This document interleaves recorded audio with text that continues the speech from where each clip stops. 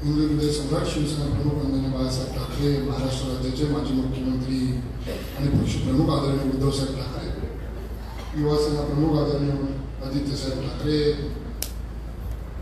या ठिकाणी व्यासपीठावर उपस्थित असलेले आणि त्यांचं मार्गदर्शन ऐकण्यासाठी आपण एवढे जण हजारोच्या संख्येने या ठिकाणी उपस्थित आहात ते आपले आमदार आदरणीय भास्कर जाधव साहेब, त्याचबरोबर जिल्हा संपर्क प्रमुख बेटकर साहेब, पांढरे गुरुजी, सुभाषजी मोहिते साहेब, मुळे भाऊ, अरुणाताई आंबरे,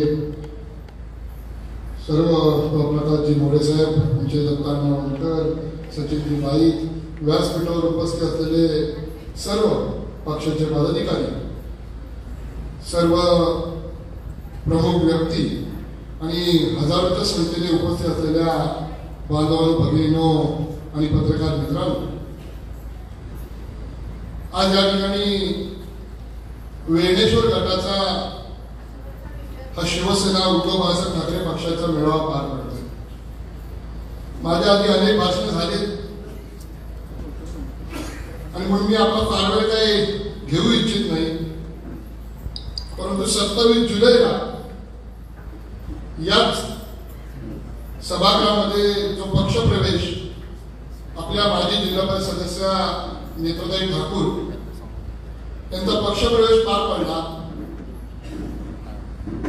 आणि तो पक्षप्रवेश मुळामध्ये 26 तारखेला ठरला होता, परंतु तो जाणून बुजून त्या ठिकाणी 27 तारखेला उद्धव साहेबांचा वाढदिवस होता आणि म्हणून उद्धव साहेबांच्या वाढदिवसानिमित्त आम्ही त्यांना धक्का दिला, अशा प्रकारच्या बातम्या याव्यात, आमदार भास्करराव जाधव साहेबांना धक्का दिला, अशा प्रकारच्या बातम्या याव्यात याकरता म्हणून तो 26 तारखेचा पक्षप्रवेश 27 तारखेला आयोजित केला गेला.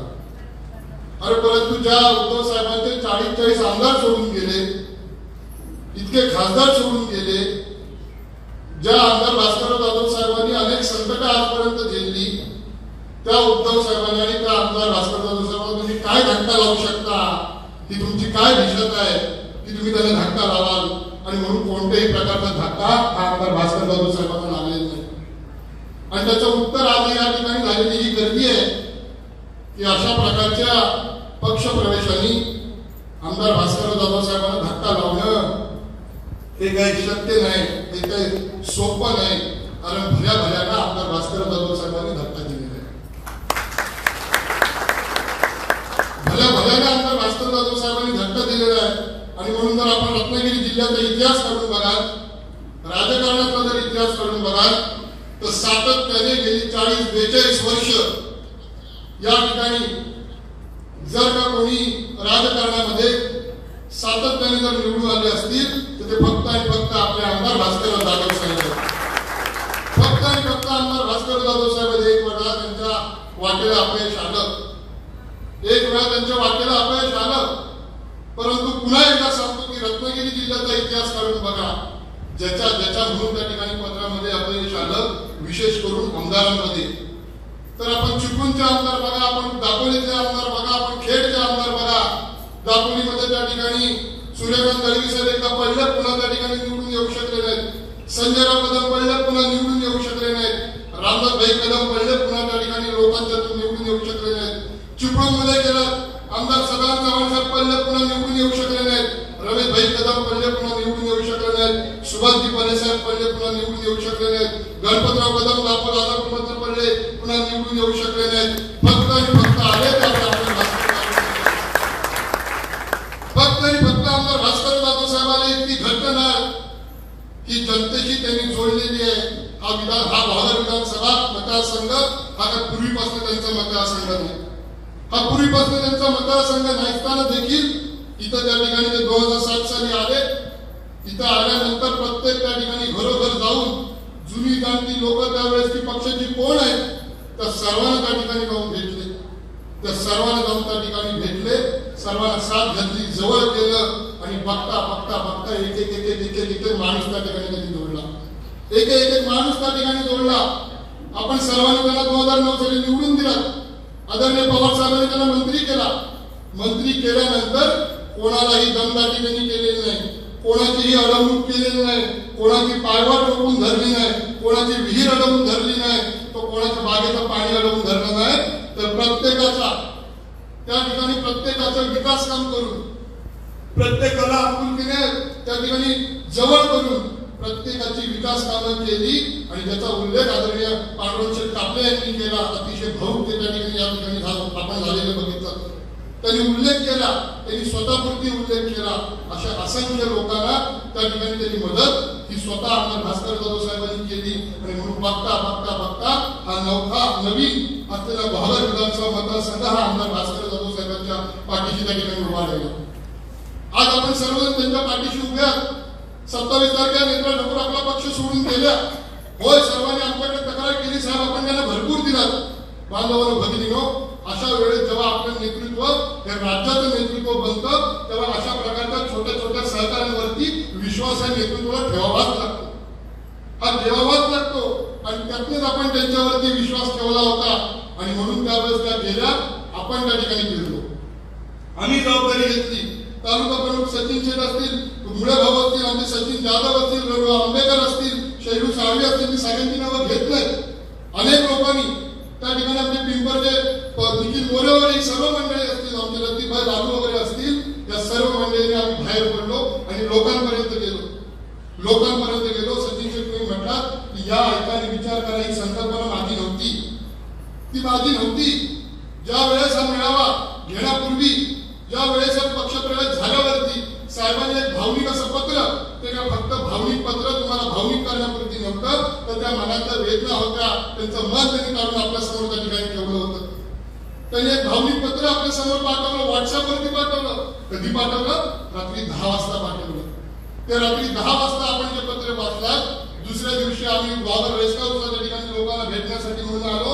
ही गर्दी उसळली आणि लोकांनी सांगितलं की साहेब आपण त्या ठिकाणी येतो, त्याच ठिकाणी आपण मेळावा घ्यायचा. आणि आज हा मेळावा पार पाडण्याकरता म्हणून जेव्हा आम्ही लोकांच्यात गेलो, तेव्हा आम्ही लोकांना म्हटलं की चला साहेबांचे विचार ऐकायला चला. लोक पण चिडून उठलेली होती, लोकांना राग आला होता, लोकांनी घडलेल्या गोष्टी पटलेल्या नव्हत्या. कारण साहेबांनी जे म्हणून त्यांच्या हातात देण्यासारखं होतं ते म्हणून जर या लोकांना दिलं होतं, तर यांनी जाण्याचं काय कारण होतं हे लोक त्या ठिकाणी संभ्रमात होती. आणि म्हणून आम्ही म्हणत होतो की चला साहेबांचे विचार ऐकायला चला.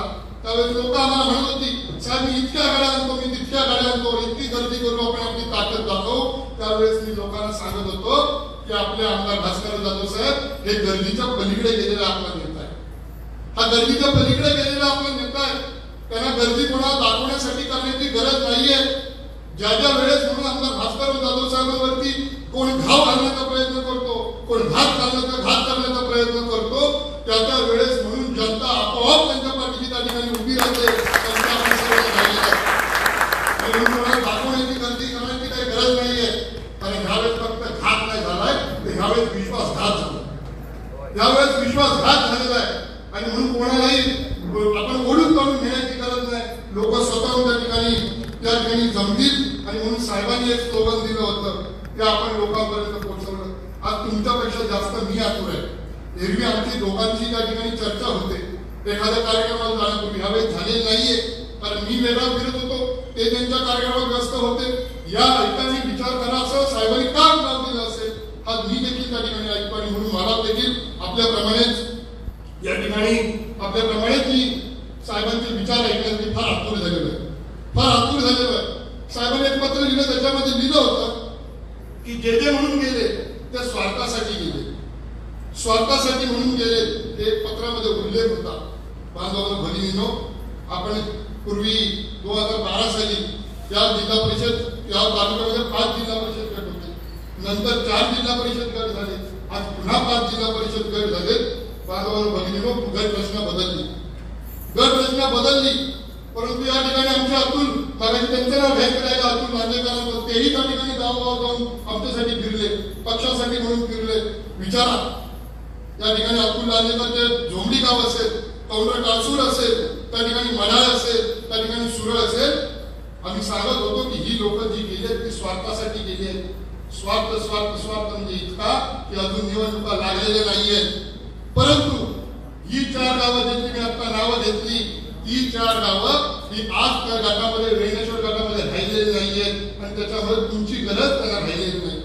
कोणाकडे आल्या कोणाकडे आल्या कधीच आल्या नाही. त्या 4 गावांमध्ये त्यांनी भाग घेण्याचा त्रास घेतला नाही. परंतु पलीकडचं एक छोटं गाव पाली, ते पाली गाव त्यांच्या मतदारसंघात जात आहे, गटात जात आहे आणि म्हणून पालीत 4 वेळा गेल्या. परंतु बाजूच्या मडामध्ये आमचे अजय आलेले तुमच्याकडे किती वेळा आल्या की चला माझ्यासोबत सांगायला. बांधवांना भगिनीनं हेच मला तुम्हाला समजावून सांगायचं आहे. हाच स्वार्थ आहे की जिल्हा परिषद निवडणुका डोळ्यासमोर ठेवून त्या ठिकाणी उमेदवारी जाहीर झालेली असताना देखील त्या पक्ष सोडून गेलेले आहेत. त्या फक्त आणि फक्त निवडणुका लढण्यासाठी गेलेले आहेत. परंतु मला आपल्या सर्वांच्या साक्षीने एकच सांगायचं आहे, 2007 साली नेत्र तुम्ही पडल्या होता, तुम्ही पडल्या होतात.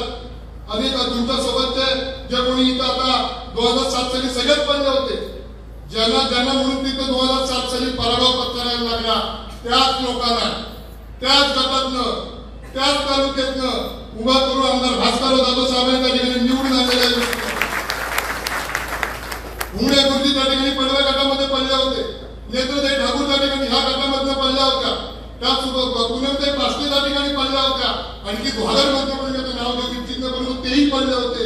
त्या सर्वांना उभी केली आणि त्या सर्वांना त्याच भागातून निवडून आणली. ही किमया आमदार भास्करराव जाधव साहेबांचे. आणि म्हणून तुमच्यासारखी एखादी फांदी या वटवृक्षाची, भास्करराव जाधव नावाच्या वटवृक्षाची गळली म्हणून नवीन फांदी येणार नाही असं कोणी समजण्याचं कारण नाही. नवीन फांदी येणार नाही असं कोणी समजण्याचं कारण नाही. कारण वटवृक्ष अजून मजबूत आहे, त्याचं मूळ अजून मजबूत आहे. अजून नवीन फांद्या आपण तयार करू, त्या ठिकाणी आपण अजून नवीन फांद्या आपण तयार करू. आणि म्हणून आपण सर्व त्या ठिकाणी मोठ्या संख्येने जमलो या सभागृहामध्ये. या सभागृहामध्ये जेव्हा जेव्हा मी जातो त्या वेळेस खाली समाज फार मोठ्या संख्येने या ठिकाणी जमलेला असायचा. आता गाडी देताना 5-10 मिनिटांपूर्वी आमची चर्चा झाली. मुळे भाऊ होते, मी होतो, साहेब होतो. फार वेदना झाल्या. आम्ही माणसं वेदना एवढ्या करतात झाल्या की ज्या भारतीय जनता पार्टीने तुमचा आयुष्यभर मतदानासाठी वापर केला, आयुष्यभर मतदानासाठी वापर केला, काहीही तुमच्याकडे विकास काम केलं नाही, काहीही तुम्हाला दिलेलं नाही. का त्यांच्याकडे सत्ता नव्हती, आमदारकी नव्हती, सगळं काही होतं परंतु दिलं नाही. तुमचा फक्त आणि फक्त मतदानासाठी त्या ठिकाणी वापर केला गेला. एखादी कुठली निवडणूक आली की रस्त्याचं पत्र नाचवायचं, चुना टाकायचे, उद्योग बरेच झाले. परंतु थेट आमदार भास्करराव जाधव साहेबांनी रस्ते बंधारेला करून तुमची घरं तर वाचवलीच, ती वाचवलीच. ते त्यांचं कर्तव्य म्हणून त्यांनी केलं. परंतु 7-17 नव्हे तर 70 पिढ्या, 100 पिढ्या पुढची त्या ठिकाणी तुमच्या घराखालच्या जमिनी त्या तुमच्या नावावर होण्यासाठी म्हणून प्रयत्न करून ती आज तुमच्या नावावरती होत आहे. 70 पिढ्या हे काम तुमचं चालू राहील. आम्ही राहू नाही राहू परंतु हे तुमचं नाव का घर तुमच्या नावावर राहील. अशा प्रकारचं भरीव काम आमदार भास्करराव जाधव साहेबांनी केलं. त्यांनी आमच्यापासून फारकत घेण्याचं कारण काय, हा आमची चर्चा त्या ठिकाणी चालू होती. आणि म्हणून बांधवांनो, भगिनीनो, हटू नका, काळजी करू नका, त्या ठिकाणी आपण बाहेर पडू. आम्ही तर निश्चय केलेलाच आहे. 2007 साली या मतदारसंघामध्ये एखादा ग्रामपंचायत सदस्य पण नव्हता. आज हे खुललेलं व्यासपीठ दिसतंय. कोणी माजी सभापती आहे, कोणी पंचायत समिती सदस्य आहे, कोणी जिल्हा परिषद सदस्य आहे, कोणी सरपंच आहे, कोणी माजी सरपंच आहे. आज हे व्यासपीठ त्या ठिकाणी तुम्हाला खुललेलं दिसतंय. ते पुन्हा नंतर आपण खुलवल्याशिवाय शांत बसायचं नाही. हा निर्धार केला पाहिजे आणि तो आपण करून आज या ठिकाणी बाहेर पडू. अशा प्रकारचे आग्रहाने विनंती करून आपल्या सर्वांना आपली रजा घेत असताना आपल्या सर्वांना नाही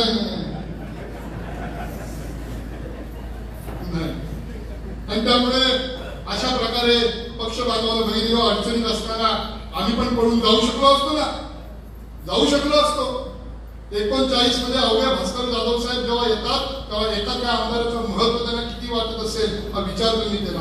परंतु आमचं ठरलंय, पक्ष अडचणीत आहे, उद्धव साहेबांना घेण्याचा त्या ठिकाणी प्रयत्न केला जातोय आणि म्हणून काही जरी झालं तरी पक्षाला आणि उद्धव साहेबांना त्या ठिकाणी आपण सोडायचं. हम तुम्हारे साथ हैं. आपण सोडायचं नाही, आपण लढायचं.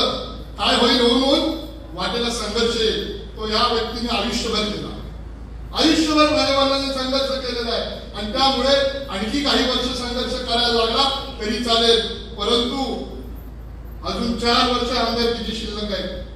आज ज्यांच्या मागणं काही लोक नाचत गेले त्यांनी फक्त एक विचार केला पाहिजे, आम्ही 2007 साली एखाद्या पडलेल्या 2012 निवडून आणू शकतो, तर पुन्हा एखादा व्यक्ती जर बाजूला गेला असेल तर नवीन तयार करून पण त्या ठिकाणी निवडून आणू शकतो. आणि एवढी ताकद या सर्व शिवसैनिकांमध्ये आहे, साहेबांमुळे त्यांच्यामध्ये हे चैतन्य आहे. परंतु जर का तुम्ही त्यांच्या मागण्या गेलाय त्या पडल्या तर उद्या तुम्हाला वाली कोण हाही तुम्ही बांधवून बहिणीनं विचार केला पाहिजे. आज 3 वर्ष अंकुशजी 3 वर्ष आणि कोणी जिल्हा परिषद सदस्य नाही.